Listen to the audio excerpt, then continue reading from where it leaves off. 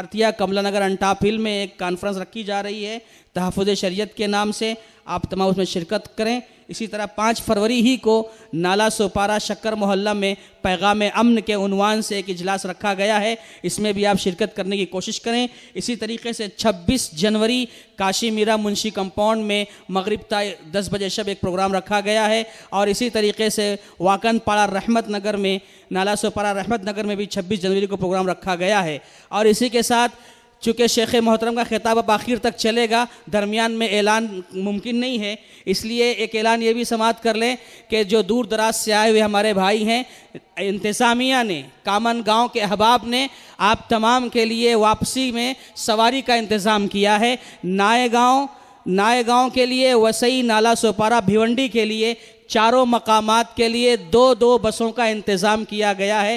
کل 8 بسیں ہیں، ہر جگہ پر 2 بسوں کا انتظام ہے، لہٰذا آپ تمام جو ہے پریشان نہ ہوں، اطمینان کے ساتھ شیخ محترم کو سماعت کریں، نماز پڑھیں، کھانا کھائیں، سواری کا انتظام ہے، پھر انشاءاللہ ہم آخر میں آرام و سکون کے ساتھ اپنے اپنے گھروں کو لوٹیں گے۔ اللہ تعالیٰ سے پھر ایک بار ہم دعا کرتے ہیں کہ اللہ تعالیٰ اس محفل کو، اس مجلس کو، اس کانفرنس کو ہم سب کی نجات کا ذریعہ بنا دے۔ اب بڑے ہی ادب کے ساتھ میں ہمارے ممتاز موقر عالم دین جماعت و جمعیت کے فضیلت الشیخ ظفر الحسن مدنی حفظہ اللہ سے ادباً گزارش کرتا ہوں کہ آپ تشریف لائیں اور اپنے مواعظ حسنہ سے مستفید فرمائیں۔ فتنوں کی پہچان اور نجات یہ دور حاضر کا ایک سلگتا ہوا موضوع ہے، بڑے مسائل سے ہم جھوج رہے ہیں، انشاءاللہ شیخ محترم ہمارے سامنے اس کا حل پیش کریں گے۔ السلام علیکم۔ ان الحمد لله نحمده ونستعينه ونستغفره ونعوذ بالله من شرور انفسنا ومن سيئات اعمالنا، من يهده الله فلا مضل له ومن يضلله فلا هادي له، واشهد ان لا اله الا الله واشهد ان محمدا عبده ورسوله۔ يا ايها الذين امنوا اتقوا الله حق تقاته ولا تموتن الا وانتم مسلمون۔ يا أيها الناس اتقوا ربكم الذي خلقكم من نفس واحدة وخلق منها زوجها وبث منهما رجالا كثيرا ونساء واتقوا الله الذي تساءلون به والأرحام إن الله كان عليكم رقيبا۔ يا أيها الذين آمنوا اتقوا الله وقولوا قولا سديدا يصلح لكم أعمالكم ويغفر لكم ذنوبكم ومن يطع الله ورسوله فقد فاز فوزا عظيما۔ أما بعد فإن خير الحديث كتاب الله وخير الهدي هدي محمد صلى الله عليه وسلم وشر الأمور محدثاتها وكل محدثة بدعة وكل بدعة ضلالة وكل ضلالة في النار۔ فأعوذ بالله السميع العليم من الشيطان الرجيم، بسم الله الرحمن الرحيم۔ هو الذي بعث في الأميين رسولا منهم يتلو عليهم آياته ويزكيهم ويعلمهم الكتاب والحكمة وإن كانوا من قبل لفي ضلال مبين، وآخرين منهم لما يلحقوا بهم وهو العزيز الحكيم۔ صدر اجلاس، علماء کرام، نوجوان ساتھیوں، بزرگان دین، دینی ماں اور بہنوں، ہم نے موضوع کی مناسبت سے سورۃ الجمعہ کی ایک آیت تلاوت کی ہے، اور یہ مجھے احساس اور اچھی طرح سے ہے کہ صبح سے آپ حضرات بیٹھے ہوئے سن رہے ہیں، اور کوئی ٹانگیں آگے کرتا ہے، کوئی پیچھے کرتا ہے بیچارہ، ہاں، اور کوئی ہاف کھڑا ہوتا ہے پھر بیچارہ بیٹھ جاتا ہے۔ یہ تھکاوٹ کی اور بہت دیر تک بیٹھے رہنے کی علامت اور نشانی ہے۔ ہم کوششیں کریں گے کہ اختصار کے ساتھ چند باتیں آپ حضرات کے سامنے رکھیں، لیکن بہرحال ان تمام چیزوں کے ساتھ سب سے بڑی خوشی ہم نے کئی جگہ بیان کیا، پورے ہندوستان کے اندر ہماری جماعت کی 3 کانفرنسیں ہوتی ہیں، اور جس کا چرچا الحمدللہ پوری دنیا میں ہوتا ہے۔ ابھی ہم بحرین میں تھے، وہاں ہوا، دبئی جب پہنچا میں منڈے کی صبح، واللہ اس وقت سے پتہ نہیں کتنے لوگوں نے ٹیلی فون لیا کہ کامن گاؤں میں کانفرنس ہو رہی ہے، ہم انڈیا میں اپنے رشتہ داروں کو ٹیلی فون کر کے وہاں بھیجیں گے۔ یہ کانفرنس کرانے والوں کی کہ اخلاص کی بہت بڑی دلیل ہے۔ پہلی کانفرنس تو ہماری جھولا میدان کی ہے، جہاں میں بھی انتظار کرتا ہوں، وہ تقریباً ہندوستان کے ہر علاقے کے لوگ واللہ سال بھر انتظار کرتے ہیں۔ سب سے پرانی کانفرنس جھولا میدان کی۔ دوسری کانفرنس محاصرہ کی ہے جو چند سال سے ہوتی ہے، لیکن الحمدللہ لوگ ہیں۔ اب کل ہم نے سنا کہتے ہیں محاصرہ جانا ہے تو کانفرنس سے ایک دن پہلے جانا چاہیے تاکہ خوب سننے کا موقع ملے۔ جس دن کانفرنس رہتی اس دن جاتے ہیں تو تھکے رہتے ہیں، جا کے لیٹ کے آرام کرنا پڑتا ہے۔ اسی اندازہ لگائیں کہ ہماری کانفرنسوں سے ہماری عوام کو دلچسپی کتنی ہے۔ اور تیسری کانفرنس دوستو یہ کامن گاؤں کی ہے، شاید چوتھی یا پانچویں کانفرنس ہوئی۔ اس کانفرنس کا بھی تذکرہ الحمدللہ آج یہاں گیٹ پر ہم جب پہنچے کار سے اترنے کے بعد تو کوئی پونا کا مل رہا ہے، کوئی مالیگاؤں کا مل رہا ہے، کوئی نادیڑ کا مل رہا ہے، اور اورنگ آباد والے ساتھی ڈھونڈتے ہوئے بنگلے میں پہنچ گئے۔ اس کا یہ مطلب ہے کہ پورے ہندوستان علاقے کے بلکہ تعجب کریں گے۔ واللہ ان تینوں کانفرنسوں کے اندر میں نے دیکھا کہ بسا اوقات سری نگر کشمیر سے لوگ سننے کے لیے آ رہے ہیں۔ میرے بھائیوں، یہ اس بات کی دلیل ہے۔ آج دنیا کہتی ہے اہل حدیث کیا کرتے ہیں؟ ایسی کانفرنس کوئی کر کے دکھا دے۔ دنیا کے اندر ایسی کانفرنس کوئی کہہ کے دکھائے جس کے اندر سننے کا اتنا شوق ہو، اتنا جذبہ ہو، اور اس طرح سے لوگ کتاب و سنت کے سننے کے خاطر صبح سے شام تک بیٹھے ہوں۔ میں نے کہا واللہ کل آدمی کہتا ہے آئندہ سال اگر محاصرہ کی کانفرنس ہوئی تو 24 گھنٹہ پہلے وہاں میں پہنچ جاؤں گا۔ کیوں پہنچ جاؤں گا؟ تاکہ ایک دن پہنچ کر کے خوب آرام کر لیں، پھر دوسرے دن سنیں۔ اللہ اکبر۔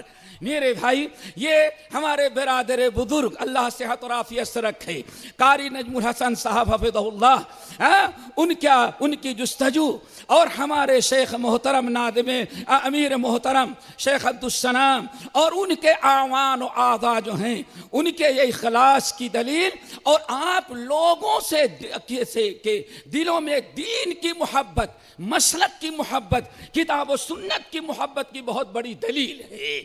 اللہ تعالیٰ اب جیسے ہماری کانفرنسیں ہو رہی ہیں اور امید رکھتے ہیں اور دعا کرتے ہیں انشاءاللہ آئندہ سال اس سے اچھی ہوگی، اس سے اچھی ہوگی اور اس سے بڑی ہوگی انشاءاللہ۔ اور ابھی تو 8 بسیں بک کرائے ہیں، انشاءاللہ آئندہ سال 16 بسیں بک ہوگی۔ میرے بھائیوں، یہ اہل حدیث نوجوانوں کے مسلک کی حمیت اور غیرت کی بہت بڑی دلیل ہے۔ اللہ تعالی ہم سب کو عمل کی توفیق نصیب فرمائے۔ ہم نے جو آیت تلاوت کی ہے اور موضوع آپ لوگوں نے سنا، پتہ نہیں ہم کو یہ موضوع کیوں دیا سارے بھائیوں نے، فتنوں کی پہچان اور ان کا علاج۔ فتنوں کی پہچان اور ان کا علاج۔ فتنہ کس کو کہتے ہیں؟ فتنہ کس کو کہتے ہیں؟ فتنہ اصل میں کہا جاتا ہے آزمائش کو۔ آزمائش کا نام دوستو فتنہ ہے۔ اور آزمائش کس لیے؟ بلکہ عربی زبان میں کہا فتنت الذهب، ہم نے سونے کو فتنے میں مبتلا کیا۔ سونے کو فتنے میں مبتلا کیا۔ فتنت الذهب، ہم نے سونے کو فتنے میں مبتلا کر دیا۔ سونار کہتا ہے، کیا مطلب ہے؟ سونار کے کہنے کا مطلب یہ ہے ہم نے سونے کی بسکٹ کو آگ میں پگھلا کر کے کتنا اصلی ہے اور کتنا نقلی ہے دونوں کو الگ کر دیا۔ اس کو کہا جاتا ہے دوستو فتنہ۔ شریعت کے اصطلاح میں فتنہ کہا جاتا ہے دین میں کون کھرا ہے کون کھوٹا، اس کے کون دین پر قائم رہتا ہے اور کون دین سے پھر جاتا ہے، کون کس کے اندر استقامت ہے اور کون بزدل ہے، کون ہمت والا ہے، اس چیز کو دیکھنے کے لیے، جانچنے کے لیے اللہ تعالیٰ جو مال میں مصیبت، اولاد میں مصیبت ہے، دین کی مصیبت ہے، آپ کے مال اور اولاد میں، آپ کے صحت میں، آپ کے کاروبار میں اللہ تعالیٰ جو مصیبتیں ڈال دیتا ہے تاکہ آپ کو دیکھے آپ صبر کرتے ہیں، دین پر قائم رہتے ہیں کہ کہیں شرک میں مبتلا ہو جاتے ہیں، کفر و شرک کرنے لگتے ہیں اور دین سے آپ پلٹ جاتے ہیں۔ اس کو کہا جاتا ہے دوستو اصل میں فتنہ۔ نبی علیہ السلام نے ارشاد فرمایا لِكُلِّ أُمَّةٍ فِتْنَةٌ، میری امت کا، ہر امت کو اللہ تعالیٰ نے آزمانے کے لیے کوئی نہ کوئی فتنے کے چیز مقرر کی تھی۔ مثلا قوم نوح کو سب سے پہلے آدم علیہ السلام کے سامنے فرشتوں کو اور ابلیس کو اللہ تعالیٰ نے امتحان لیا، میری بات کون مانتا ہے کون نہیں مانتا۔ وہ اصل میں ایک آزمائش تھی، فتنہ تھا۔ تمام فرشتوں نے سجدہ کیا لیکن ابلیس نے سجدہ کرنے سے انکار کر دیا۔ ابلیس کو، فرشتوں کو اللہ تعالیٰ نے آدم کے سجدے کا حکم دے کر کے آزمایا۔ پھر اس کے بعد آدم کی اولاد کو 5 ولیوں کے ذریعے آزمایا۔ اللہ اکبر! ہم تو سمجھتے ہیں ماشاءاللہ غوث آدم کانفرنس، کبھی یہ نہیں دیکھتے کہ غوث آدم کے لیے خود کے ذریعے اللہ ہم کو آزما تو نہیں رہا ہے۔ بابا آدم علیہ السلام کی امت کو، ان کی اولاد کو، ان کی نسل کو 5 ولیوں کے ذریعے آزمایا۔ ود، سواع، یغوث، یعوق اور نصر، یہ 5 ولیوں کا تذکرہ قرآن پاک سورہ نوح اور صحیح بخاری کی روایت کتاب الانبیاء کے اندر موجود ہے۔ یہ 5 ولی تھے، ان سے 5 ولی سے آزمایا۔ اللہ تعالیٰ نے دیکھا کہ ان کی محبت سے، ان سے محبت کرتے ہیں، ان کے طریقے پر قائم رہتے ہیں کہ یہ انہی کی عبادت کرنے لگتے ہیں۔ وہ آزمائش میں کامل نہ اترے، فوری طور پر 5 ولیوں کے مریدوں نے ان کی عبادت شروع کر دیا اور دنیا میں شرک آ گیا۔ آدم علیہ السلام کے دونوں بیٹوں کو، حابیل اور قابیل کو، ایک لڑکی کے ذریعے آزمایا۔ اللہ اکبر! کہیں ایسا نہ ہو وہاں ایک لڑکی کے ذریعے آزمایا اور ہم کو، اب آپ لوگ کہیں گے آپ کو 1 کے بعد پتہ نہیں کتنے 0 لگا، تو 0 ختم ہو جائے لیکن لڑکیاں ختم نہیں ہوتی۔ ان کو لڑکی کے ذریعے آزمایا، پھر اس کے بعد ساری قوموں کو آزماتا رہا۔ حضرت لوط علیہ السلام کی قوم کو خوبصورت لڑکوں کے ذریعے آزمایا، وہ ایک فتنہ تھا۔ نبی علیہ السلام نے ارشاد فرمایا لِكُلِّ أُمَّةٍ فِتْنَةٌ وَفِتْنَةُ أُمَّتِي الْمَالُ، میری امت کو اللہ تعالیٰ مال کے ذریعے آزمائے گا۔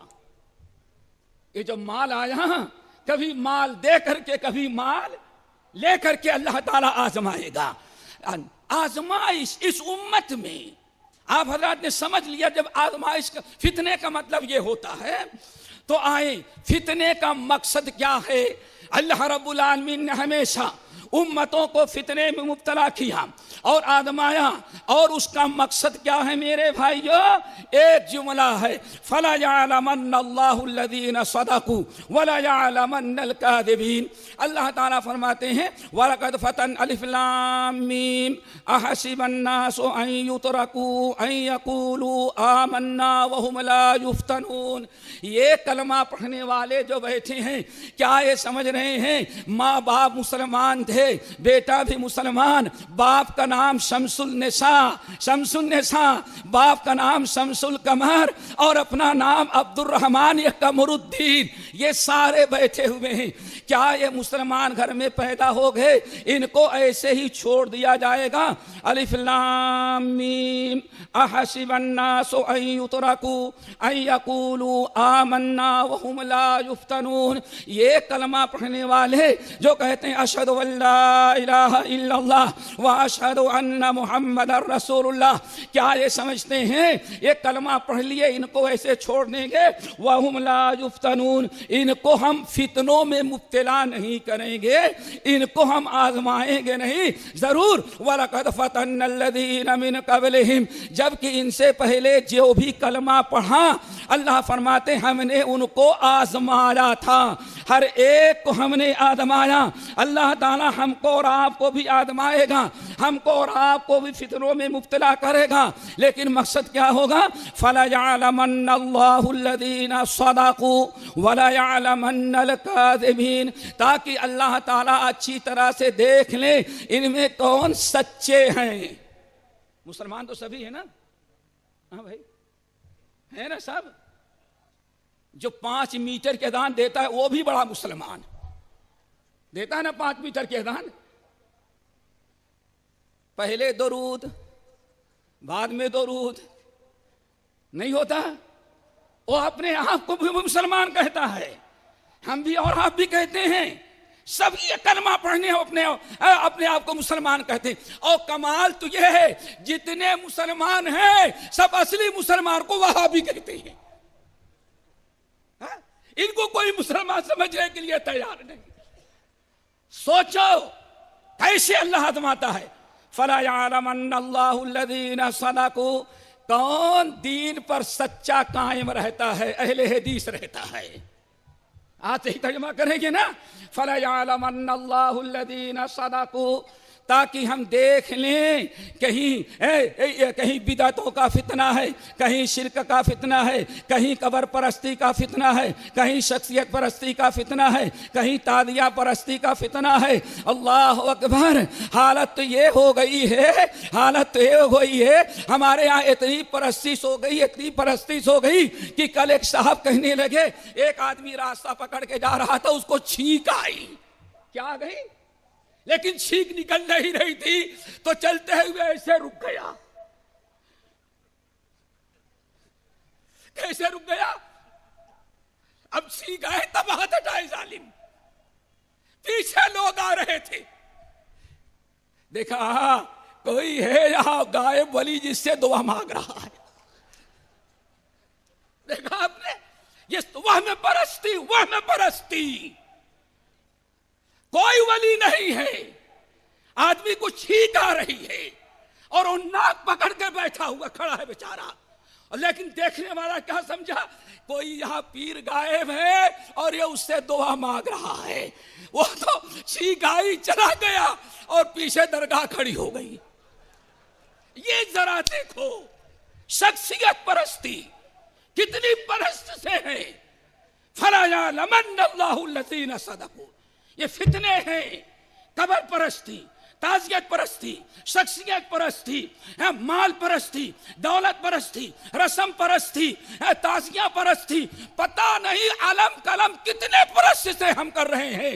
یہ ایک قسم کی آزمائش ہے. فَلَا يَعْلَمَنَّ اللَّهُ الَّذِينَ صَدَقُوا، تاکہ اللہ دیکھ لے ان میں کون سچا مسلمان ہے.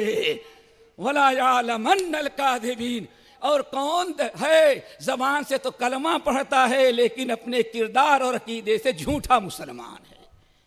یہ فتنے، یہ آزمائش کا مقصد ہے. لیکن سوال یہ ہے دوستو، ہمیں پتہ کیسے چلے کہ فتنہ ہے، یہ چیز فتنہ ہے اور یہ چیز دین ہے؟ پتہ کیسے چلے؟ کیوں؟ ہمارے یہاں رسمی، واللہ ہمیں یاد ہے، ذرا سوچو کہ بہت ساری بات شیخ بتا رہے تھے ہمارا ایک آدمی پاکستان سیالکوٹ کا، آج سے تقریباً 35 سال پہلے کی بات ہے. وہ بیچارہ اللہ نے اس کو ہدایت دی، مسلمان ہو گیا، ہدایت دی، کتاب و سنت پر چل رہا تھا. وہ جب چھٹی گیا تو وہاں ساس بہو کا بڑا جھگڑا تھا گاؤں کے اندر. ہمارے یہاں کتنی چیزوں کی پرستشیں ہو رہی ہیں. یہ جو شرک بدعات عام ہیں یہ سارے فتنے ہیں، اس کے ذریعے آزمائش ہو رہی ہے، لیکن ہم اس کو پتا کیسے چلے کہ آزمائش سے؟ جہالت جب تک ہے آزمائش میں کبھی کامیاب نہیں ہوگے، فتنوں کی پہچان نہیں ہو سکتے۔ وہ بیچارہ گیا چھٹی 4-5 سال کے بعد، اس ساس کو پتا چل گیا کہ عرب سے کوئی آیا ہوا ہے۔ اس وقت لوگ جب عرب جاتے تھے تو معلوم پڑتا تھا کہ عرب کی ہوا لگ گئی، پوری انسانیت اس کی مقدس ہو گئی۔ اگر اس کا کپڑا پائے تو اس کو چیر پھاڑ کر کے تعویذ بنا لیں۔ بڑی عجیب و غریب سے فطرت تھی۔ بہرحال اس نے، وہ بیچارہ بیٹھا ہوا ہے، آئیے سسرال گیا تو وہ سسرال میں بیٹھا ہوا تھا، کسی نے کہا یہ داڑھی رکھا ہے، ملا ہے اور رہتا ہے عرب میں۔ ساتھ بیچاری سوچی اچھا موقع ہے، روتی ہوئی آئی، بیٹے کچھ بھی کرو ہماری بہو مجھ سے بہت لڑتی ہے، ہماری بہو بہت لڑتی ہے مجھ سے۔ کہا کیا کروں؟ بلاؤ، نہیں سمجھاؤ نہیں، کوئی ایسا تعویذ دے دو کہ گونگی ہو جائے ہو، تاکہ سارا جھگڑا ختم ہو جائے۔ کہا ہم اہل حدیث ہیں، ہم لوگ دم کر سکتے ہیں لیکن تعویذ نہیں دیتے۔ نہیں دم تو میں بھی کر سکتی ہوں لیکن تعویذ عرب والا چاہیے۔ اتنی پیچھے پڑی کہ آخرکار اس نے کہا اچھا 1 گھنٹے کے بعد آؤ۔ اب سوچ رہا ہے میں کیا تعویذ میں لکھوں، تعویذ بھی شرک ہے، لکھنا بھی شرک ہے، باندھنا بھی شرک، میں کیا لکھ کے دوں؟ اور یہ بوڑھی سننے کے لیے تیار نہیں، یہ اپنی بہو کو بالکل ختم ہی کر دینا چاہتی ہے۔ بھائیو کہنے لگی کہ بیٹے 1 گھنٹے کے بعد آئی۔ 1 گھنٹے میں سوچتا رہا، جب وہ نظر آئی تو کچھ نہ سمجھ میں آیا، سادہ کاغذ چھوٹا تھا اور خوب لپیٹ دیا، کہا امی جان، لکھا کچھ نہیں، امی جان اس کو خوب مضبوطی سے پکڑیا کو کھولیں گی تو ساری تاثیر اڑ جائے گی۔ اب کہتی ہے بیٹے اس کو باندھوں کہاں؟ گھول کر کے بہو کو پلائی؟ نہیں امی جان میرا تعویذ پلانے والا نہیں ہے۔ اچھا کیا کروں؟ چپ کے تکیہ کے نیچے رکھ دوں؟ نہیں میرا تعویذ تکیے کے نیچے نہیں، تکیے کے نیچے تو تعویذ کی توہین ہے۔ کیا کروں؟ باندھ دوں؟ نہیں، بس ایسا کرنا جب وہ تم سے لڑنے لگے تو اس تعویذ کو نکالنا اور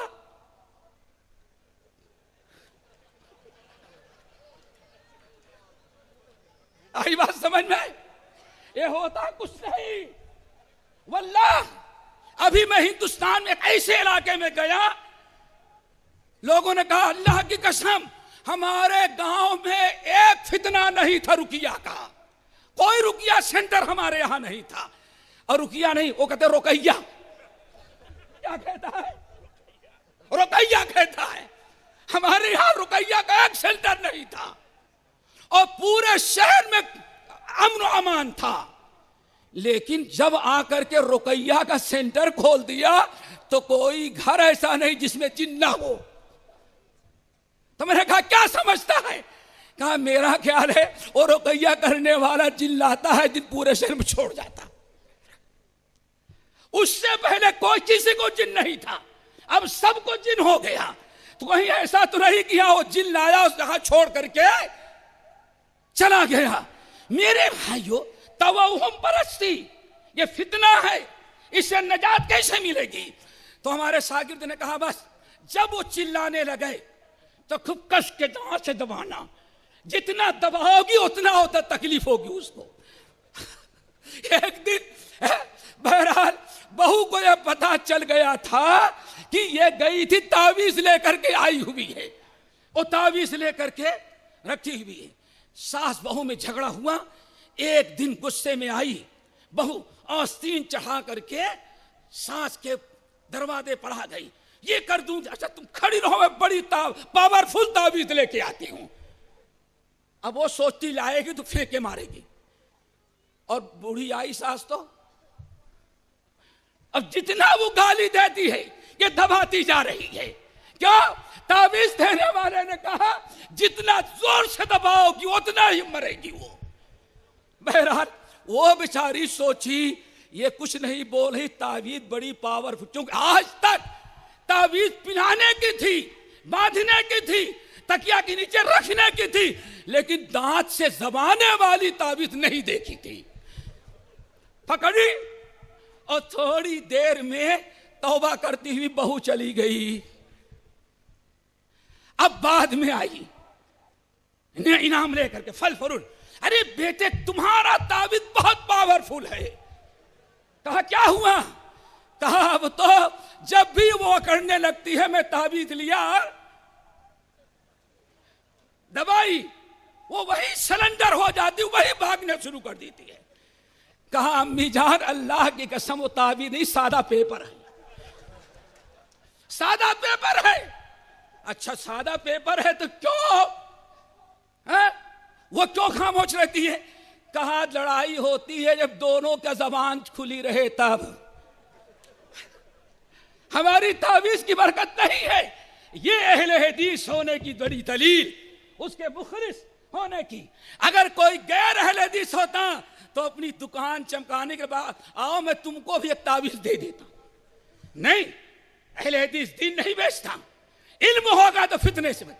कहा कि तुम दबा लेती हो, जवाब नहीं देती हो, खामोश हो जाती, सारा झगड़ा खत्म हो जाता है। तो बसा औकात मेरे भाइयों, ये फितने इन फितनों का की पहचान कैसे होगी? फितनों की पहचान के दो तरीके हैं, याद रखेंगे? क्यों भाई? कहीं ऐसा ना हो एक तो भूख लगी हो उधर रोटी बोटी की फिक्र, या थक गए हो तो मुश्किल हो जाएगी। याद रखेंगे? हाँ इंशाअल्लाह। दो, नंबर एक किताब और सुन्नत का इल्म। किसका इल्म है? किताब और सुन्नत का इल्म। बेहस्ती देवर वाला इल्म नहीं चलेगा। क्यों? बेहस्ती देवर ही में तावीज के सारे तरीके बताए गए हैं, उससे तो इलाज नहीं होगा। इलाज होगा किताबुल्लाह और सुन्नत रसूलुल्लाह। जिसके पास किताब और सुन्नत का इल्म होगा, अपने इल्म के जरिए फितने वो पहचानेगा। इसीलिए सबसे पहले अगर आज दुनिया में जितने फितने मौजूद हैं, चंद फितनों का हम तज़किरा भी करते हैं, लेकिन उन फितनों की पहचान के लिए दोस्तों अगर आप चाहते हैं तो पहले किताब और सुन्नत का इल्म हासिल करें। इसीलिए अल्लाह के रसूल ने इरशाद फरमाया, तलबुल इल्म फरीदतुन अला कुल्ले मुस्लिमीन, हर मुसलमान पर इल्म हासिल करना फर्ज है। हज़रत अबू दरदा रज़ी अल्लाह ताला अन्हु कहते थे, कुन आलिमन औ मुतअल्लिमन औ मुस्तमियन औ मुहिब्बन वला तकुन खामिसन। ऐ अल्लाह के बंदो, पहले तो तुम आलिम बनो, आलिम नहीं बने तो मुतअल्लिम बनो, स्टूडेंट बनो, अगर मुतअल्लिम भी नहीं बने तो मुस्तमे बनो, सुनने वाले बनो। जहाँ इस किस्म की कॉन्फ्रेंसें हों और जहाँ दीन की बातें बयान किया जाए, जहाँ दर्स कुरान दर्स हदीस हो, वहाँ बैठ करके थोड़ा सुनने वाले बन जाओ, सुनने वाले बन जाओ। पहले तो आलिम बनो, आलिम नहीं बने तो तालिबे इल्म बनो, तालिबे इल्म नहीं बने तो क्या बनो? मुस्तमे, सुनने वाले बन जाओ। नंबर 4, अगर सुनने वाले नहीं बन सके औ मुहिब्बन, तो इल्म और इल्म वालों से मोहब्बत करने वाले बन जाओ। अगर ये 4 चीजें हम में नहीं है, खुसूसन फितनों के दौर में, आलिम बनो, आलिम नहीं बने मुतअल्लिम बनो, मुतअल्लिम नहीं बने सुनने वाले बनो, सुनने वाले नहीं बने तो कम से कम उलमा से नफरत ना करो, इल्म से नफरत ना करो।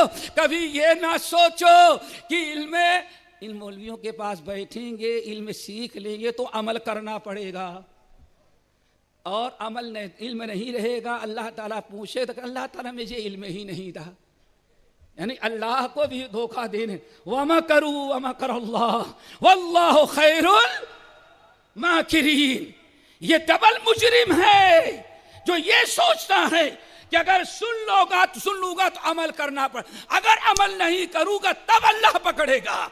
अल्लाह शैतान भी कैसा जबरदस्त, वज़य्यन लहुमुश शैतानु मा कानू यामलून।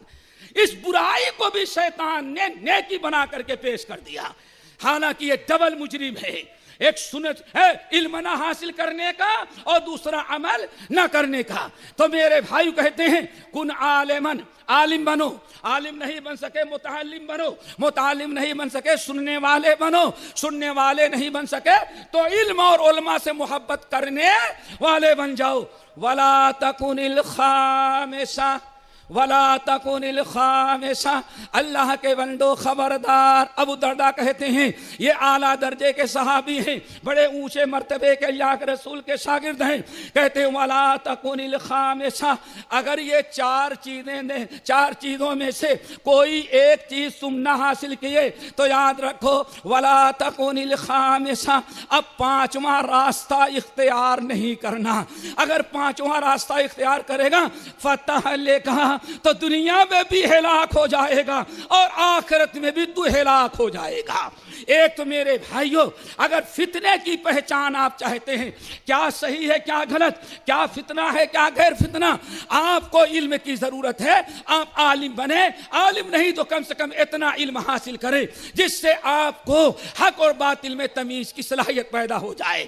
نمبر 2، بڑی پیاری چیز میرے بھائیوں، اگر عالم نہیں بن سکے، ماں نے چاہا بھی ہوگا، باپ نے چاہا بھی ہوگا، دعائیں بھی کی ہوگی، لیکن نہیں دل میں نہیں عالم بن سکے، علم نہیں حاصل کر سکے، تو اب دوسرا راستہ کیا ہے فتنہ پہچاننے کا؟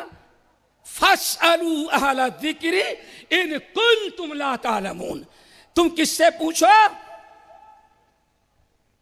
کس سے؟ نہیں، دونوں، قرآن اور پورے قرآن پاک کے اندر قرآن کو اور حدیث کو دونوں کو ذکر کہا گیا ہے۔ فَاسْأَلُوا أَهْلَ الذِّكْرِ، اہل الذکر سے، یعنی جن کے پاس قرآن و سنت کا علم ہو ان سے پوچھ لو، ان سے پوچھو۔ اگر ان سے نہیں پوچھو گے تب تو پھر فتنہ کبھی پہچان نہیں سکو گے۔ اللہ اکبر۔ آپ کتنا بھی پڑھیں، کوئی ضروری نہیں کہ آپ کے پاس فتنے کا علم ہو جائے۔ فتنہ کا علم اس وقت ہوگا، یہ یاد رکھیے گا، بڑے بڑے اسکالر، بڑے بڑے لوگ اگر کتاب و سنت کا علم نہیں ہے تو واللہ وہ فتنہ نہیں پہچان سکتے۔ ایک مثال آپ لوگوں کو دیتے ہیں، امام دارمی رحمت اللہ علیہ اپنی مسند کے اندر، یاد رکھنا، امام دارمی اپنے مسند کے اندر نقل کرتے ہیں، کوفہ کا واقعہ ہے۔ کوفہ کا نام سنا ہے نا؟ کہاں ہے؟ بامبے میں کس طرف ہے؟ کہاں ہے؟ عراق میں کوفہ کے جامع مسجد میں تہجد کی نماز ہو چکی ہے۔ سبحان اللہ، تہجد گزاروں سے مسجد بھری ہوئی ہے، عبادت گزار اتنے ہیں، لیکن فتنوں کی پہچان نہیں۔ کیوں نہیں ہے میرے بھائیوں؟ چونکہ علم کتاب و سنت کا نہیں ہے۔ غور سے سنیں گے تبھی سمجھ میں بات آئے گی۔ ابو موسیٰ الاشعری رضی اللہ تعالیٰ عنہ راستہ پکڑ کے گزر رہے تھے تو جھانک کر کے دیکھا تو مسجد کے اندر ماشاءاللہ 10 حلقے لگے ہوئے۔ حلقہ سمجھتے ہیں نا؟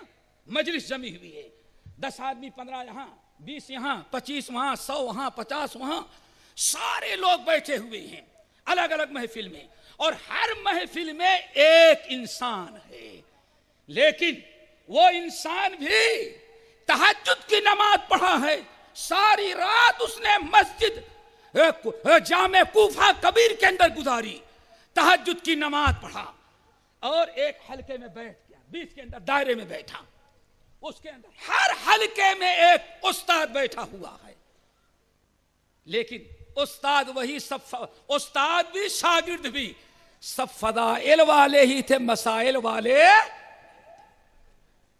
لیکن بیڑا کہاں گرک ہوتا ہے جہاں مسائل نہ ہو، صرف ہے وَرَهْبَانِيَةً ابْتَدَعُوهَا، ان عیسائیوں کو گمراہی ہوئی، صرف فضائل کے پیچھے پڑ گئے، کبھی علم نہیں سیکھا، مسائل کبھی نہیں سیکھا، بس اتنا پڑھو گے تو اتنا ثواب۔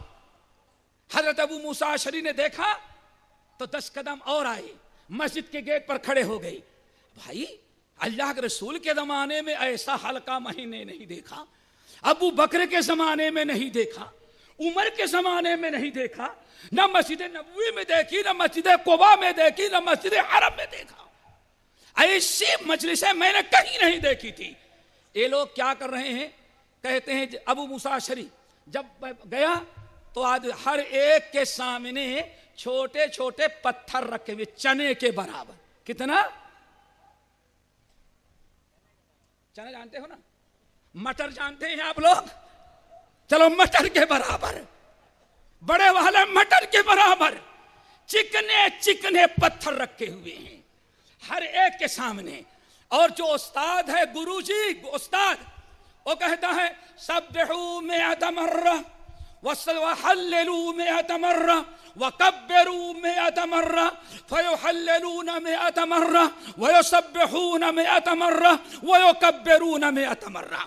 استاد کہتا ہے لوگوں پڑھو، کہو 100 مرتبہ سبحان اللہ.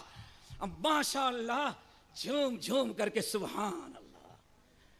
سمجھ گئے نا؟ یہ اس وقت کی بات ہے جب ہو والا واقعہ نہیں، مسئلہ نہیں تھا. اب تو سبحان اللہ کا بھی نہیں ہے. اب معاملہ کیا ہو گیا؟ لائٹ گل کر کے لا الہ الا اللہ 10 دن تک یہاں سے نکالو لا الہ الا اللہ زوردار انداز میں. پھر اس کے بعد ناف کے اوپر، پھر اس کے بعد سینے میں، پھر اس کے بعد زبان سے. 40 ہو گئے. 40 دن کا کورس ہوا. اب انسان شروع کیا تھا لا الہ الا اللہ، اور بات آ کے رک گئی ہو پر. ہو سنا ہے نا؟ شارجہ میں نے مغرب کا درس دیا، بازو میں ایک صاحب پاکستان سے آئے بیٹھے، وہاں کے ساری عربی پریشان، یہ کون سا ذکر کر رہا ہے؟ سمجھ کے کون سا ذکر کر رہا ہے؟ میں اٹھا اور کہا اے میاں یہ شارجہ ہے، پاکستان نہیں، ہوں یہاں نہیں ہے، لا الہ الا اللہ یہاں ہے. آپ نے میرا ذکر جو ہے خراب کر دیا. اور اس کے بعد مسجد سے 1 2 گائے 3 گائے. میرے بھائیوں کہاں سے فتنہ آتا ہے؟ تابعین ہیں، ساری رات تہجد کی نماز پڑھنے والے ہیں، لیکن جب علم نہیں ہے تو فتنوں کی پہچان نہیں ہے. علم حاصل کرو. حضرت ابو موسیٰ نے کہا میں نے سنا، اور سب ماشاءاللہ کہتے ہیں ابو موسیٰ شریف بات تو مجھ کو بہت اچھی لگی، کام تو اچھا ہے، لیکن دل میں کھٹکا. اللہ اکبر، اللہ کے رسول نے کبھی ہمیں ایسا ذکر کرنے کا حکم نہیں دیا. یہ ہے اتباع سنت. صحابہ یہ دیکھتے تھے کہ اللہ کے رسول نے ہمیں اس کا حکم دیا یا نہیں دیا. اور آج دنیا کا مسلمان، ہر فرقے والا کوئی چیز اپنے سے اچھی ایجاد کر لیتا ہے. آپ کہیں کہ بدعت ہے تو قرآن و حدیث سے دلیل ڈھونڈتا ہے، وہ دلیل ڈھونڈتا ہے. عید میلاد تو ایجاد کر لیا، صرف سیرت کا جلسہ ہوتا تھا، پھر کتاب پڑھی جانے لگی، اور کتاب کے بعد اجلاس ہونے لگا. اجلاس کے بعد جو ہے جلوس نکالنے لگے، اور جلوس نکالتے نکالتے ادھر مکہ کی تصویر اور سامنے گنپتی دونوں کو لے کے چلے. یہاں تک نوبت آئی. کہاں سے نکلی تھی یہ چیز؟ انسان جب سنت چھوڑے گا تو انسان وَإِخْوَانُهُمْ يَبُدُّونَهُمْ فِي الْغَيِّ. سورہ اعراف. جس نے کتاب و سنت کو چھوڑا، شیطان اس کو گمراہی میں کھینچتا جاتا ہے. پھر نتیجہ یہ نکلا کہ عید، ابھی عید ربیع الاول کے موقع پر 8 نومبر کا واقعہ ہے. حیدرآباد میں ایک مسجد کے سامنے کھڑا ہوا، بڑا سا اشتہار لگا ہوا ہے، ساری عیدوں کی عید جشن ایلاد میلاد النبی، عید الاعیاد. پھر یہ فتویٰ دیا گیا کہ وہ عید کیسے جس میں روزہ نہ ہو. اب یہ فتویٰ دیا گیا کہ 12 ربیع الاول کو روزہ رکھنے سے 75,000 سال کے گناہ معاف ہو جائیں گے. یہ ساری چیزیں کہاں سے آئی؟ 2 سال ایسا. پھر آگے بڑھا، بھائی وہ عید کیسے جو روزہ ہو، روزے کے بعد نماز نہ پڑھی جائے. تب عید کا اعلان کیا گیا. حیدرآباد ہندوستان اور پاکستان کے لاہور کے اندر باقاعدہ نیت کرتا ہوں 2 رکعت نماز. 2 रकात नमाज ईद मीलाद नबी की, मुंह मेरा किबला की तरफ, पीछे इस इमाम के, अल्लाह अकबर।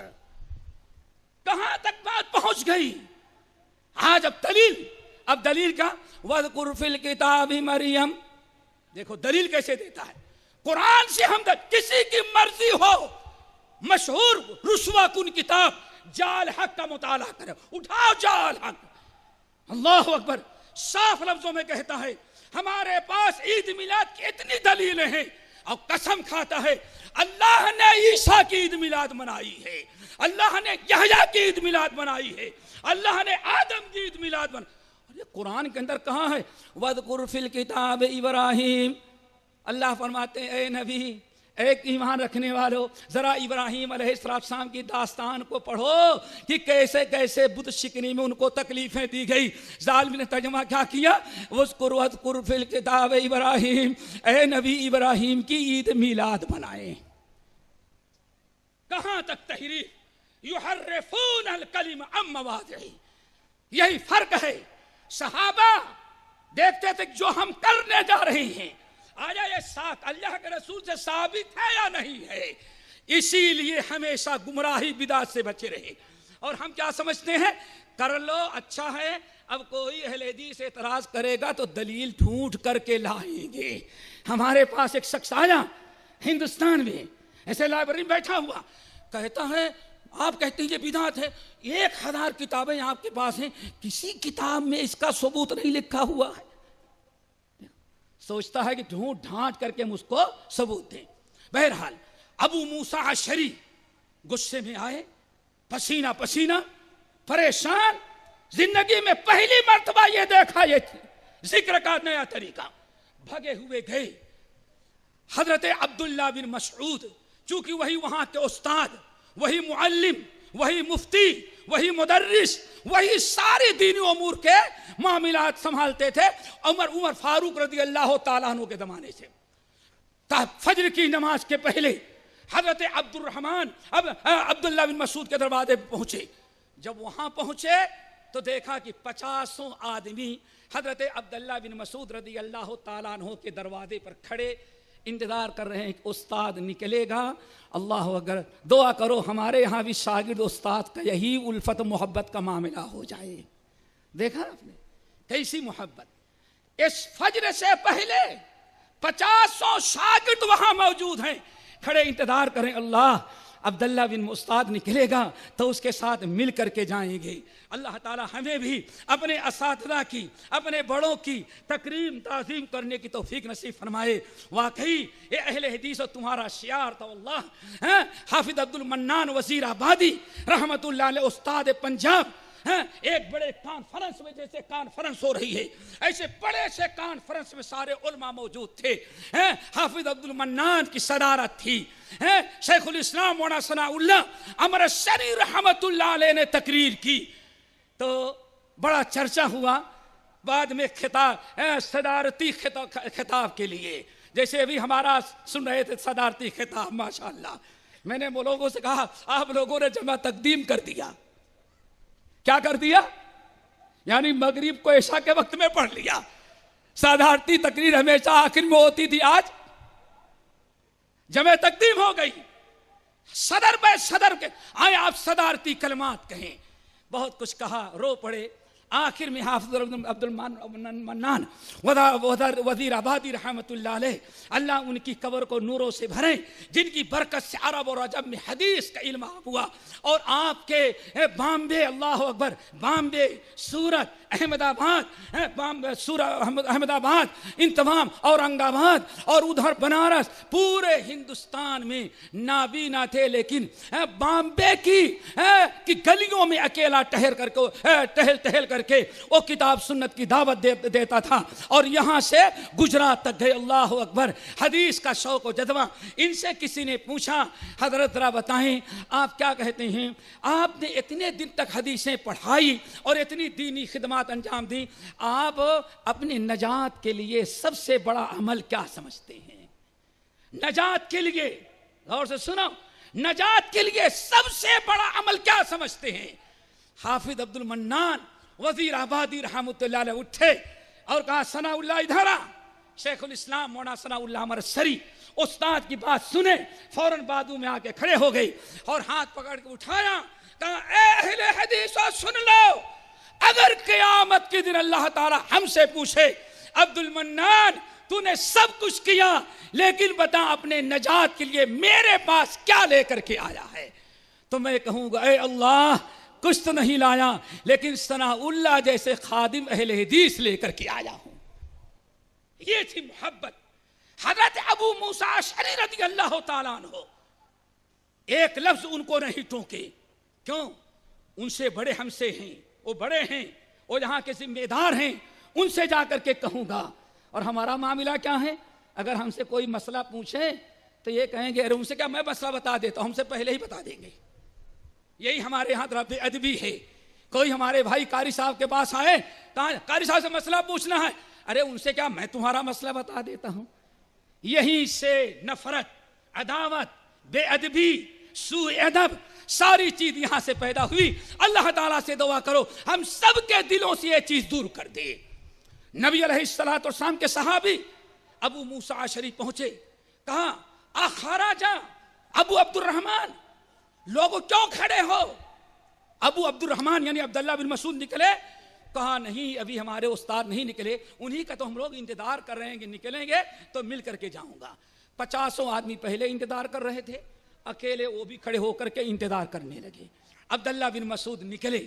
نکلنے کے بعد عبداللہ بن مسعود سے ابو موسیٰ اشعری نے کہا حضرت رأیت عمرا انفا حلقا فی المسجد. ارے ابو عبداللہ غضب ہو گیا, آج میں نے ایک نئی چیز دیکھی ہے جو آج تک میں نے کبھی نہیں دیکھی تھی. آج میں نے ایسی نئی چیز دیکھی. کہا کہاں دیکھا؟ کہا کسی اور جگہ نہیں, کوفہ کے جامع مسجد میں دیکھا. کہا کیا دیکھا؟ کہا رأیت اقواما, ہم نے بہت سارے لوگوں کو دیکھا, مجلس جمی ہے, گول دائرہ بنائے ہوئے ہیں, ہر ایک میں ایک استاد ہے اور ہر ایک کے سامنے چھوٹے چھوٹے پتھر ہیں. وہ آدمی کہتا ہے, استاد کہتا ہے 100 مرتبہ سبحان اللہ کہو, 100 مرتبہ الحمدللہ کہو, 100 مرتبہ اللہ اکبر کہو. سارے لوگ سبحان اللہ الحمدللہ اللہ اکبر کہنے لگتے ہیں. حضرت عبداللہ بن مسعود نے کہا تم نے ان کو روکا نہیں؟ اللہ اکبر, یہ ہے میرے بھائیو, تم نے ان کو روکا نہیں؟ نہیں میں نے تو نہیں روکا. کون کیوں نہیں روکے؟ انتظر امرکا, میں روک سکتا تھا, سوال کر سکتا تھا, لیکن ذمہ دار آپ ہیں اس لیے میں آپ کے فیصلے کا انتظار کروں گا. چلو اب غور سے سنو, فتنے کی پہچان علم کی ضرورت ہے. حضرت عبداللہ بن مسعود لے کر کے آئے, مسجد میں داخل ہوئے, السلام علیکم کہا اور کھڑے ہو گئے. مالی ما اراکم تصنعون, لوگوں کیا بات ہے آج میں امت میں کوفہ کی جامع مسجد میں تمہیں ایک ایسا عمل کرتے ہوئے دیکھ رہا ہوں جو میں نے کبھی نہیں دیکھا تھا, نہ اللہ کے رسول نے کبھی ہم کو بتایا تھا. کہا کہ عبداللہ بن مسعود کو کیا آپ نے دیکھا, کون سی میں نے برائی کی؟ حسن نعد بہ التسبیح والتہلیل والتکبیر, یہ میرے سامنے چھوٹے چھوٹے پتھر ہیں اور ان پتھروں پر ہم کہتے ہیں سبحان اللہ الحمدللہ واللہ اکبر 100 مرتبہ ہم کہتے ہیں. وہ عبداللہ بن مسعود اس کے علاوہ تو ہم کچھ نہیں کر رہے ہیں.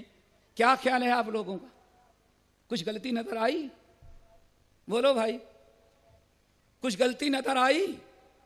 تعزیہ تو نہیں بنا رہے تھے, نعرے حیدری تو نہیں لگا رہے تھے, نعرے غوثیہ تو نہیں لگا رہے تھے, سبحان اللہ الحمدللہ کہہ رہے تھے.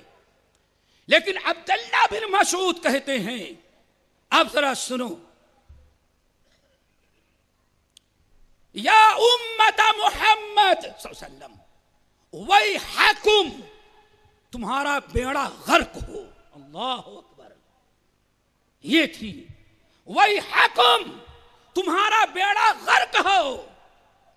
نمبر 2, ہؤلائی اصحاب محمد صلی اللہ علیہ وسلم متوافرون فیکم, ابھی یہ سارا کوفہ، مکہ، مدینہ، سارا عالم اسلام اللہ کے رسول کے صحابہ سے بھری ہوئی ہے دنیا. جس گلی میں جاؤ صحابی مل جائے گا. نمبر 3، وَهَذِهِ ثِيَابُهُ لَمْ تُبْلَى. اللہ کی قسم، اللہ کے نبی کے کپڑے بھی ابھی پرانے ویسے رکھے ہیں، بوسیدہ نہیں ہوئے. آپ کے کپڑے بھی موجود ہیں. وَهَذِهِ آنِيَةٌ لَمْ تُكْسَرْ. آپ کے کھانے پینے کے برتن بھی ویسے محفوظ ہیں. کتنی چیزیں ہو گئی؟ نمبر 1، وَيْحَكُمْ.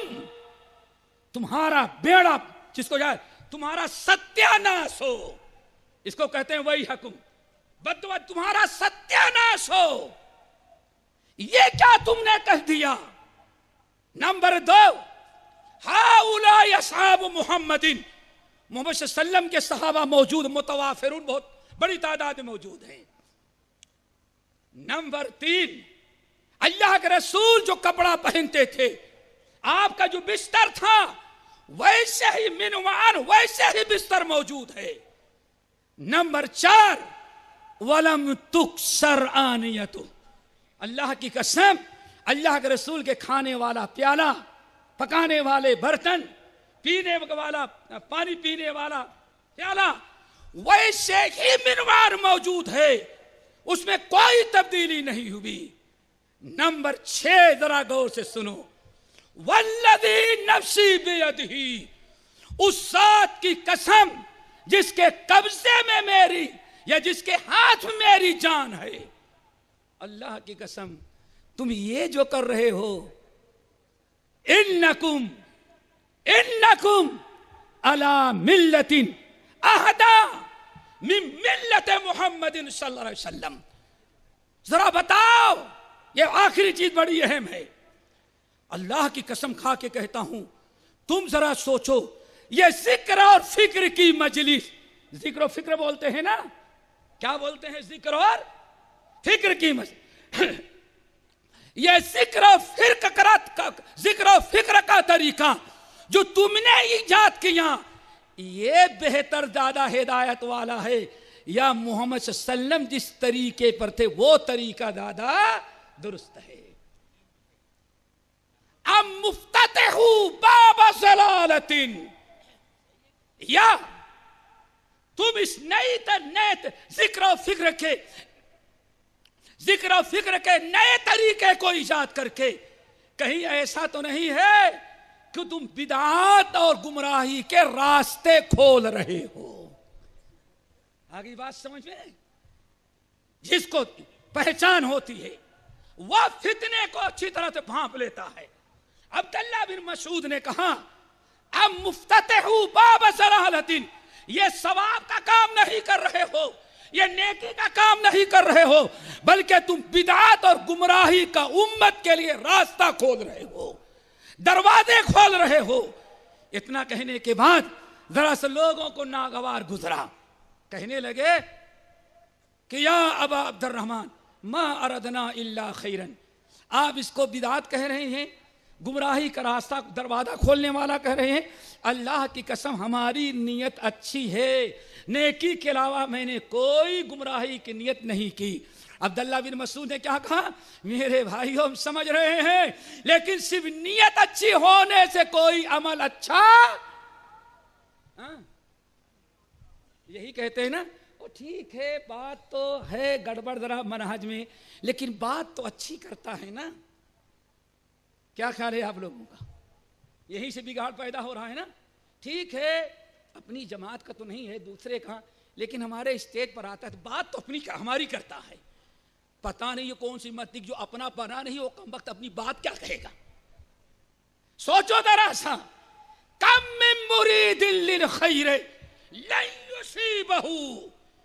اے مسلمانوں یاد رکھنا، تمہاری نیت درست ہے، لیکن ہزاروں انسانوں کی نیتیں بڑی اچھی ہوتی ہیں، لیکن اچھی نیت ہونے کے باوجود وہ عمل اللہ تعالیٰ کے ہاں عمل صالح نہیں بنتا، اجر و ثواب اس سے نہیں پاتا. کیوں؟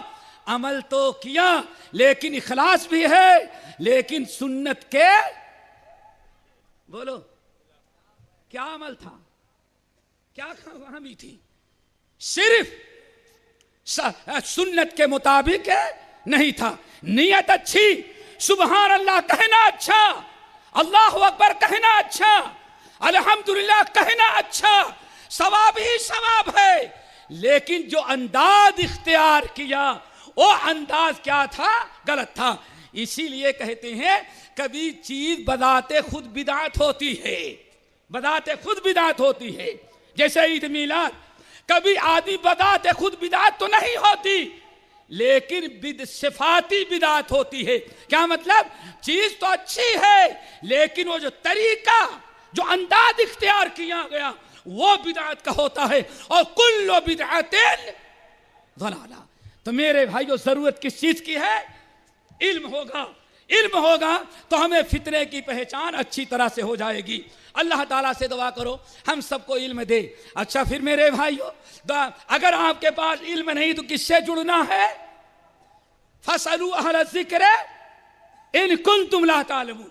علماء سے اپنے سے فیصلہ نہ کریں، کسی اسکالر سے فیصلہ۔ کس سے؟ وہ بھی اگر ٹائی لگا لے تو اور بڑا اسکالر ہو گیا۔ ہاں، اسکالر کبھی مسئلہ حل نہیں کرے گا۔ ایک اسکالر سے اللہ اگر پوچھا گیا اللہ اپنے جیسا کسی کو پیدا کر سکتا ہے؟ اسکالر نے کہا پیدا تو کر سکتا ہے لیکن اللہ کرتا نہیں۔ دیکھا آپ نے؟ یہ ہے، یہ عالم جو ہے ان میں، اور انگلش میڈیم سے پڑھنے کے بعد اسٹیج سے سنبھال لیا اس میں، یہ فرق ہے۔ اللہ پیدا تو کر سکتا ہے لیکن کرے گا نہیں۔ اللہ اکبر، یعنی اس کا مطلب ہے واقعی توحید سے سینہ بالکل کھوکھلا ہے۔ کھوکھلا سمجھتے ہو نا؟ ناریل کا پانی نکال لو تو ناریل توحید سے کھوکھلا۔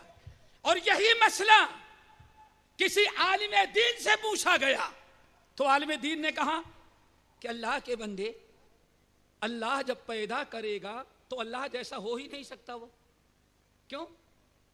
اللہ خالق ہے، اللہ جس کو بھی پیدا کرے گا وہ کیا ہوگی؟ مخلوق ہوگی۔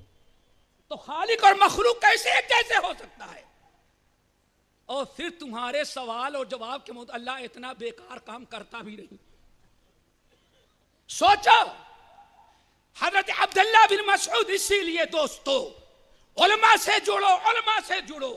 اگر فتنے کی پہچان چاہتے ہو، علماء حق، علماء ربانی، کتاب و سنت کے ماہرین سے جڑو، تبھی تم فتنے سے محفوظ رہو گے۔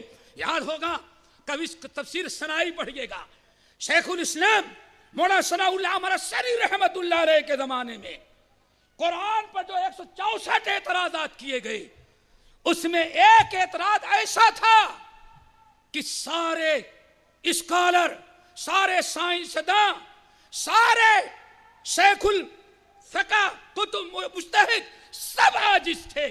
کیا تھا؟ آریہ سماج، عیسائی اعتراض کر رہا ہے، دونوں مل کے۔ وہ کیا اعتراض کر رہا ہے؟ جہاں فتنہ ہوتا ہے، فتنہ وہ پہچانتا ہے جس کے پاس کتاب و سنت کا علم ہو، اس سے آپ جڑیں گے تو وہ بتائے گا یہ فتنہ ہے اور کیوں فتنہ ہے۔ سورۃ الکہف آپ حضرات تلاوت کرتے ہوں گے، کیا ہے؟ اللہ اکبر، وہ سورۃ کہف کی آیت ہے نا، لا حول ثم اتبع سببا حتی اذا بلغ بینس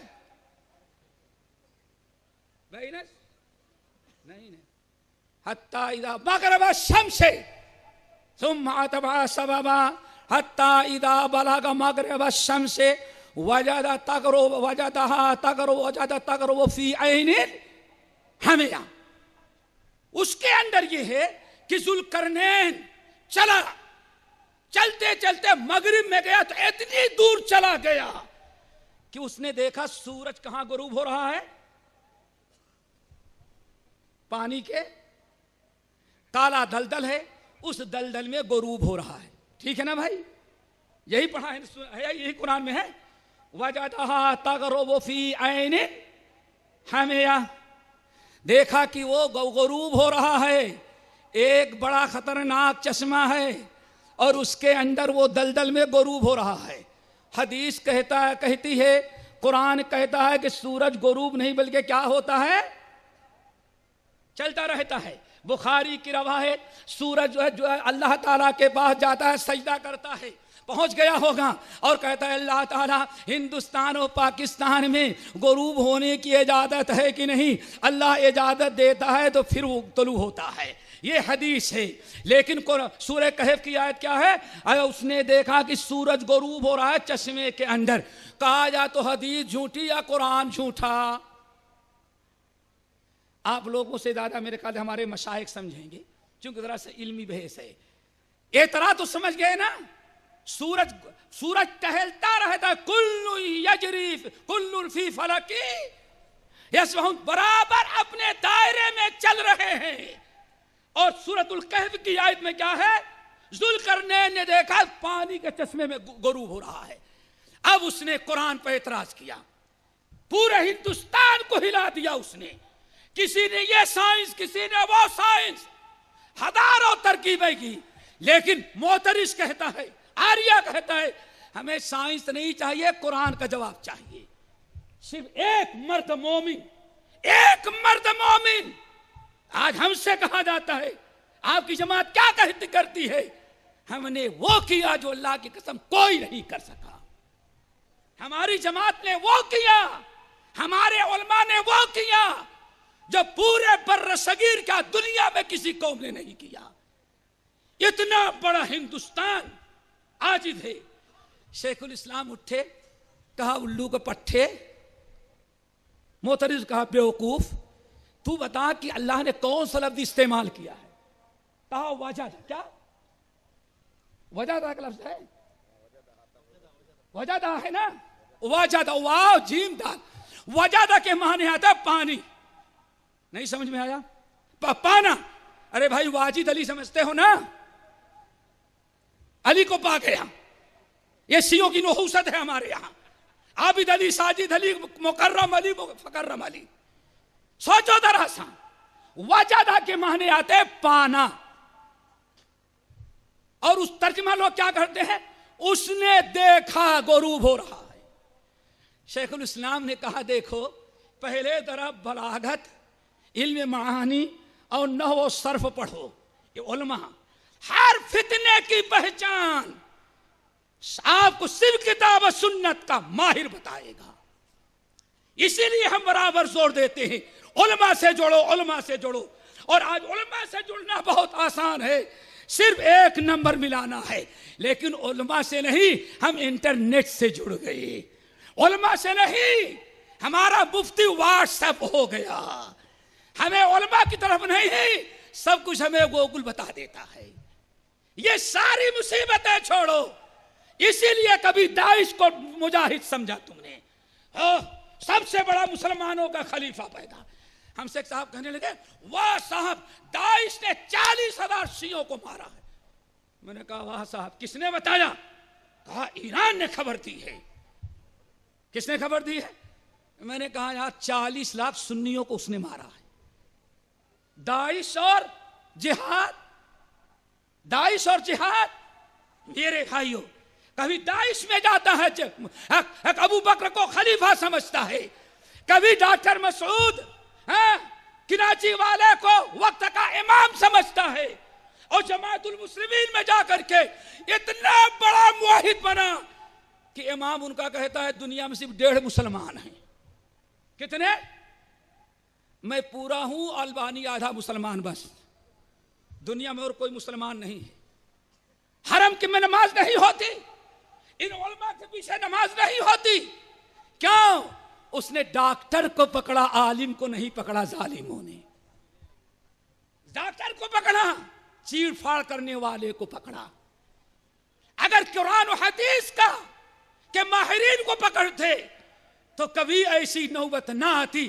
اللہ کی قسم, جہاں ہمارے پاس علم نہ رہا, ہم نے علماء کو نہ پہچانا, علماء کو نہ پہچانا، علماء سے نہ ملے، اور ہم نے علماء سے رجوع نہ کیا، فتنے کو نہ پہچانے، تو امام اہل سنہ، امام اہل سنہ، اللہ اکبر، احمد بن حنبل کو رافضی قرار دیا۔ کس کو شیعہ قرار دیا؟ احمد بن حنبل کو۔ ہمارے ہندوستان میں بھی ایک صاحب ہیں، اللہ اکبر، آج سے تقریباً 82 میں جب مدینہ یونیورسٹی کلیت الحدیث پہ پڑھ رہا تھا تو انہوں نے اپنے مشہور ماہانہ الرسالہ کے اندر نکالا تھا، خلق قرآن کا مسئلہ کوئی اہم نہیں تھا، احمد بن حنبل نے اس کو بلا وجہ بڑھاوا دے دیا۔ دیکھا آپ نے احمد بن حنبل کو، ختم ہو گیا، چلو کوئی بات نہیں، 10 منٹ۔ ذرا سوچو احمد بن حنبل کو کیا کیا؟ بدعتی قرار دیا، جبکہ امام الموحدین اس وقت تھا۔ میرے بھائیو بڑے آسانی سے کہہ دیا، کیا کہہ دیا؟ وہ سارا فتنہ احمد بن حنبل نے بلا وجہ کھڑا کر دیا تھا۔ اس کا نتیجہ یہ نکلا کہ آج ہندوستان کے اندر وہ مولوی کے بجائے ان کو ہندوستانی مسلمان پنڈت کہنے لگا نا، نتیجہ یہ نکلا۔ اس وقت کا بڑا اسکالر اور آج گیروے کلر کا کپڑا، پگڑی بھی گیروے کلر کی، اور ہندوستان کا باشندہ، بر صغیر کا باشندہ آج مولوی کے بجائے ان کو پنڈت کہنے لگا۔ یہ صحابہ کی طور طریقے سمجھنے کا مسئلہ ہوتا ہے۔ تو شیخ الاسلام ابن تیمیہ مولانا مرسری رحمۃ اللہ علیہ نے کہا بیوقوف، اس کا 2 جملے میں جواب ہے۔ لفظ یہاں کیا ہے؟ وجدہ۔ کیا ہے؟ وجدہ۔ یہ علماء سمجھیں گے، کہنے گے اس کا تعلق ہے افعال قلوب سے۔ کیا ہے؟ افعال قلوب۔ افعال قلوب کیا مطلب؟ کچھ ایسے اعمال ہیں جو ہاتھ سے ہوتے ہیں، آنکھ سے نہیں ہوتے۔ آپ کی آنکھیں اگر خراب ہو جائیں تو ہاتھ سے دیکھیں گے ہم کو؟ پیر ہاتھ خراب ہو جائے تو کیا پیر سے کچھ پکڑ پائیں گے؟ ہر عمل جو ہے اس کے لیے اللہ تعالیٰ نے فاعل مقرر کیا ہے۔ کہنے لگے شیخ الاسلام ابن تیمیہ یہ افعال قلوب ہے۔ کیا مطلب؟ یہ وجدہ جو ہے ایسا لفظ ہے، اس کا تعلق آنکھ سے نہیں، اس کا تعلق کس سے ہے؟ دل۔ وجدہ سے وجدان ہے، احساس ہے، محسوس کرنا ہے۔ تو ترجمہ کیا ہوگا؟ وجدہ تغرب فی عین حمیہ، اس نے محسوس کیا کہ کیچڑ کے اندر ڈوب رہا ہے، دیکھا نہیں بلکہ کیا کیا؟ ایک عالم کو ذرا دیکھیں، سالوں بھر کے اعتراض کو عالم نے ایک جملے میں ادا کر دیا۔ اسی لیے فتنوں کو پہچاننا ہے تو کہاں آنا پڑے گا؟ علماء کی طرف۔ میرے بھائیو اللہ تعالیٰ سے دعا کرو ہمیں اس فتنے سے بچائے۔ ایک فتنہ اور بڑا اہم ہے، وہ کیا ہے میرے بھائیو؟ علماء سو کا۔ کس کا؟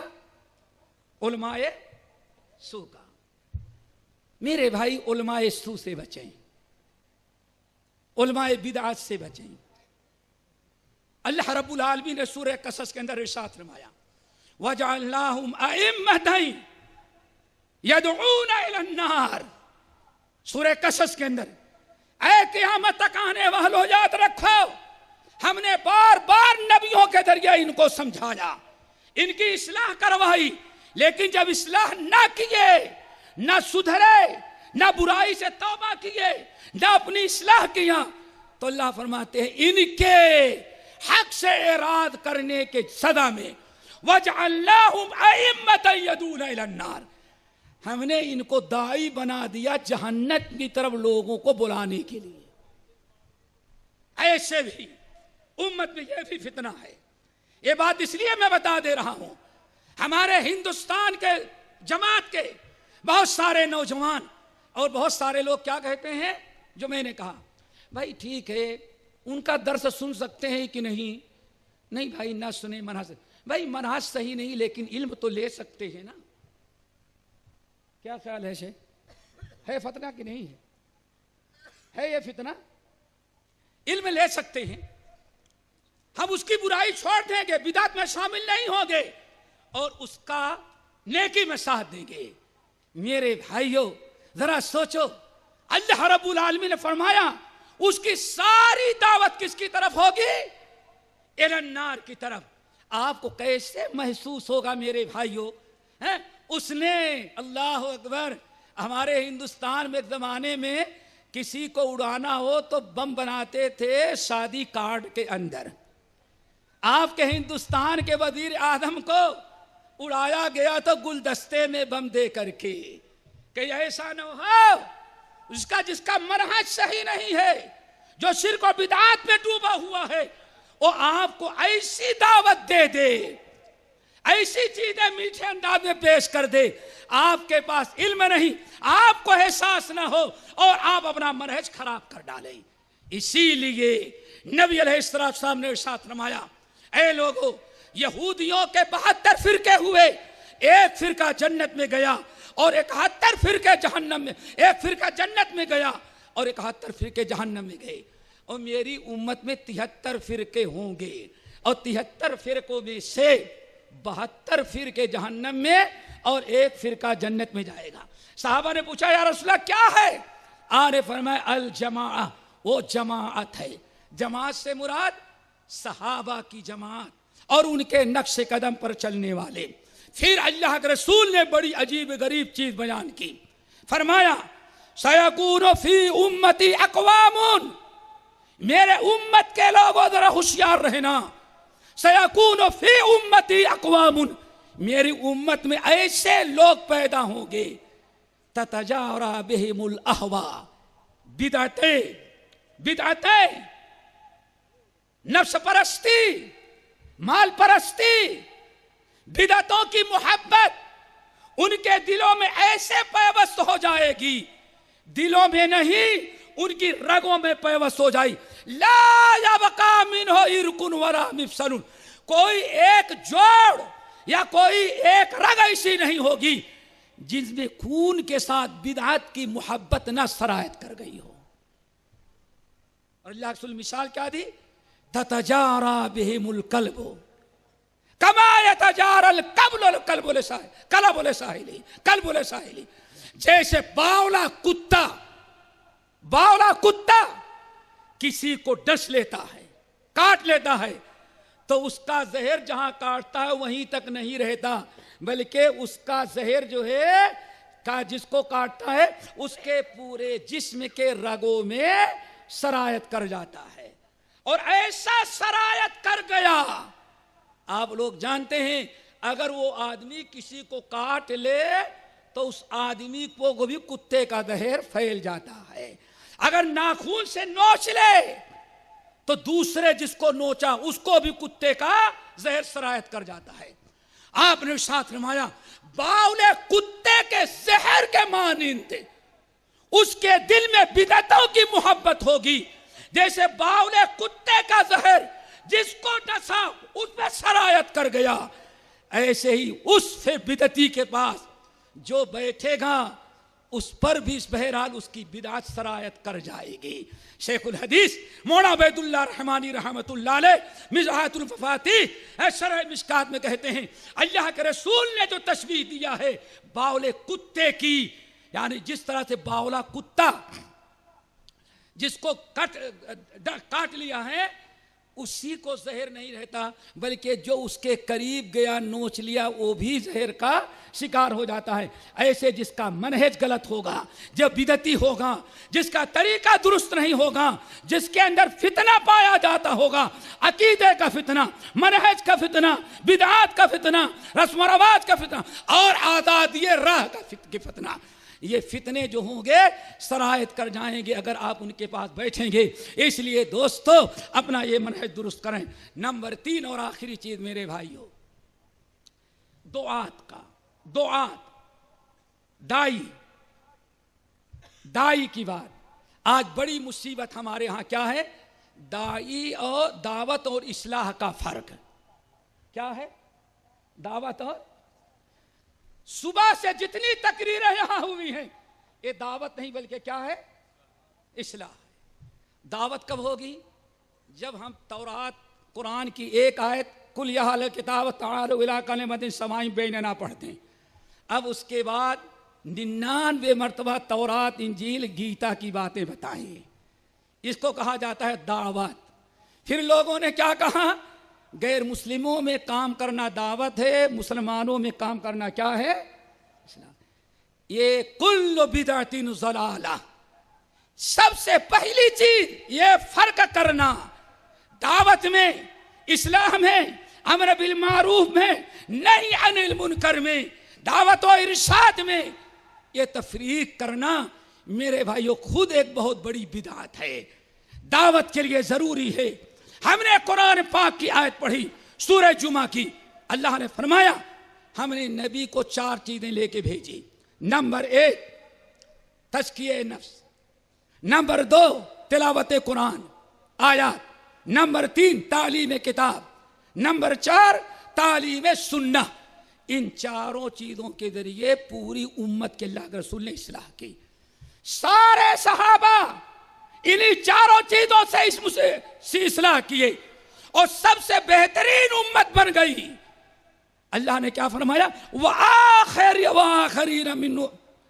اور ابھی وہ لوگ، اے نبی، ابھی وہ لوگ جو دنیا میں پیدا نہیں ہیں، لَمَّا يَلْحَقُوا بِهِمْ، ابھی دنیا میں پیدا نہیں ہوئے، وہ دنیا میں بعد میں جو آئیں گے ان کی اصلاح بھی انہی 4 چیزوں کے ذریعے ہوگی. تو امت کی اصلاح تلاوت آیات، تلاوت قرآن، تزکیہ نفس، کتاب و سنت کی دعوت، کتاب و سنت کی تعلیم، اس کے ذریعے اصلاح ہوگی. ان کو چھوڑ کر کے جو اصلاح کی جائے گی وہ اصلاح نہیں ہوگی. اللہ تعالیٰ سے دعا کرو ہم سب لوگوں کو نیک اور صالح بنائے، موحد اور متبع سنت بنائے. اور ذاتی تو ہو رہی ہے لیکن ایک چھوٹا سا فتنہ، چھوٹا سا فتنہ آخر بتا دیں. یہ فتنے کا سبب کون بنتا ہے؟ اجازت ہے؟ یہ بھی فتنے کی شکار ہیں لیکن یہ بھی اب ذرا سوچو تھوڑی سی، فتنے کا سبب کون بنے؟ اسٹیج والوں کے لیے تو میں بن گیا، مولانا عبدالحکیم کے لیے میں بن گیا، لیکن امت کے لیے کون بنا فتنہ؟ کبھی امت کے لیے فتنہ ہم بنتے ہیں. مسلمان فتنہ ہم بنے ہیں. آج پورے ہندوستان میں سب سے بڑا فتنہ، واللہ دنیا میں جہاں بھی گیا ہندوستان کے فتنے کا تذکرہ کیا؟ حکومت بڑا ظلم کر رہی ہے. کیا ظلم کر رہی ہے؟ طلاق کے حقوق مسلمانوں سے چھین لے رہی ہے. ابھی میں ٹیکسی پر آ رہا تھا، ٹیکسی والے حیدرآباد سے ایک ٹیلی فون آیا، صاحب کیا ہوا؟ طلاق. میں نے کہا طلاق پڑ گئی. ہندو ٹیکسی والا ہمارے علاقے کا پنڈت، وہ کہتا ہے ہاں مودی حکومت نے بالکل صحیح کہا، مسلمان عورتوں پر ظلم بہت ہو رہا ہے. فتنے کا ذریعہ کون بنا؟ ہم نے عورتوں کو اسلام کے مطابق طلاق نہ دیا، ہم فتنے میں مبتلا ہو گئے. اسلام نے طلاق کا طریقہ جو دیا تھا، ایک مجلس میں 1 طلاق نہیں، 3 طلاق نہیں، 1 طلاق 3 مہینے میں سوچ سمجھ کے طلاق دی جاتی تو یہ فتنہ نہ ہوتا. فتنے کا سبب کبھی ہم بنتے ہیں. آج شکایت کرتے ہیں ہماری لڑکیاں غیروں کے ساتھ جا رہی ہیں. اس فتنے کا باعث کون بنا؟ ہم بنے. کیوں؟ ہم نے کہا بالغہ لڑکی اپنے سے شادی کر لے تو کوئی مضائقہ نہیں ہے. اسلام نے کیا کہا؟ فَنِكَاحُهَا بَاطِلٌ فَنِكَاحُهَا بَاطِلٌ فَنِكَاحُهَا بَاطِلٌ. اس لیے اپنا محاسبہ کرو. بہت سارے فتنے جو آتے ہیں اپنا محاسبہ کرو. حکومت اگر ظلم کر رہی ہے تو سوچو کہیں ہماری غلطی کی سزا تو نہیں مل رہی ہے. سب اللہ تعالیٰ کی طرف سے. ورنہ الحمدللہ ہم پورے آج سے نہیں ہمیشہ ہندوستان اپنے ملک کی خیر چاہے ہیں، آج بھی چاہتے ہیں اور آئندہ بھی ہم اپنے ملک کی بھلا چاہتے ہیں. کیوں؟ اس ملک کی تعمیر کے لیے، اس ملک کی تعمیر کے لیے، اس ملک کو آباد رکھنے کے لیے، صرف انگریزوں سے آزاد کرانے کے لیے 6 لاکھ اہل حدیث شہید کیے گئے. کتنے؟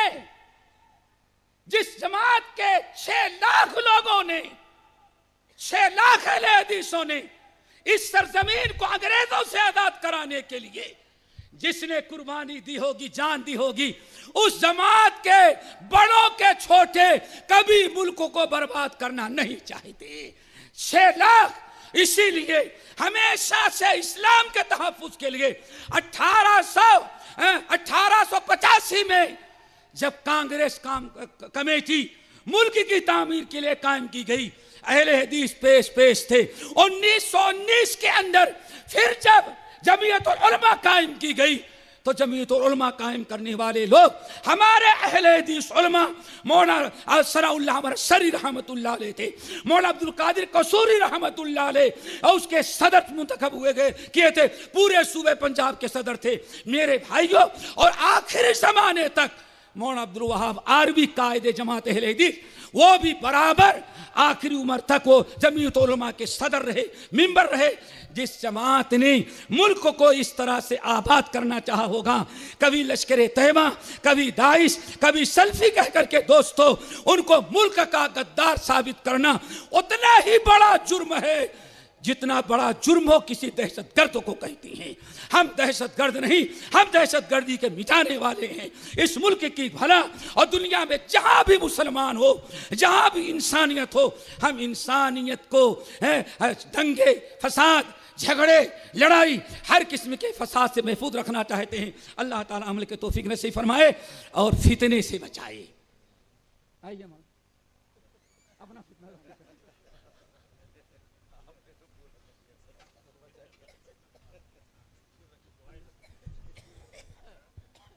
جزاک اللہ خیرا و احسن الجزا۔ اللہ تعالیٰ شیخ محترم کے سائے کو ہمارے سروں پر تادیر قائم رکھے، اور جو کچھ نصیحت شیخ نے فرمائی ہیں اللہ تعالیٰ ان پر عمل کرنے کی توفیق دے۔ ہر طرح کے چھوٹے بڑے فتنوں سے ہماری اللہ تعالیٰ حفاظت فرمائے، اور اللہ تعالیٰ ہم سب کو اہل علم سے، اہل ذکر سے، علماء سے جڑ کر رہنے کی توفیق عطا فرمائے۔ صبح سے اب تک جو بھی بیانات ہوئے، اللہ سبحانہ و تعالی ہم سب کو تمام نصیحتوں پر عمل کرنے کی توفیق عطا فرمائے۔ ہمارے علماء کو اللہ سبحانہ و تعالی جزائے خیر عطا فرمائے۔ صعوبتیں برداشت کر کے، تکلیفیں اٹھا کر، لمبا سفر کر کے ہمارے علماء یہاں تک تشریف لائے، اللہ تعالیٰ انہیں جزائے خیر عطا فرمائے۔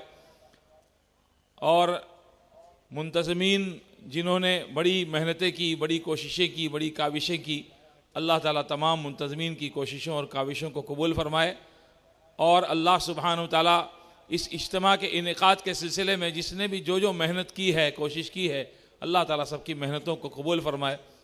پچھلے سال سے بہتر اس سال انتظام ہوا، اور اس سے بہتر انتظام کرنے کی اللہ تعالیٰ ہم سب کو توفیق عطا فرمائے، اور ہماری محنتوں کو، کوششوں کو اللہ سبحانہ و تعالیٰ شرف قبولیت سے نوازے۔ اجتماع کے اختتام کا اعلان کیا جاتا ہے، مجلس کے خاتمے کی دعا پڑھ لیں۔ سبحانک اللہم و بحمدک، اشہد ان لا الہ الا انت، استغفرک و اتوب الیک۔ السلام علیکم ورحمۃ اللہ۔